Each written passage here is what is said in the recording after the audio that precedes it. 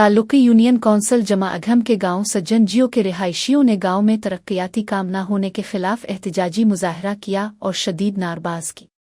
एहतजाज के दौरान मुजाहिरीन गुलजार सारंग, हाजी दिलदार, मशूक पिंजल, लाल बख्श और बादल जियो समेत दीगर अफराद शामिल थे। मुजाहिरीन ने कहा कि गांव की आबादी बड़ी होने के बावजूद यहां कभी कोई तरक्याती काम नहीं किया गया, जबकि आसपास के गांव में तरक्याती काम जारी है। मुजाहिरीन ने कहा कि गांव में नालियों, सड़कों, रास्तों, बिजली, गैस और दीगर बुनियादी सहूलियात फराहम नहीं की गईं और गांव के रिहायशी बुनियादी सहूलियात से महरूम हैं।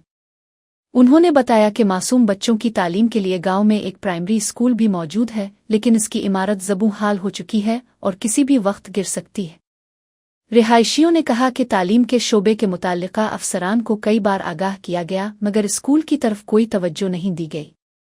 मुजाहिरीन ने मुंतखब नुमाइंदों से अपील की कि गांव में बुनियादी सहूलियात फराहम की जाएं ताकि गांव के रिहायशी अपने जायज़ हुकूक हासिल कर सकें और बेचैनी खत्म हो।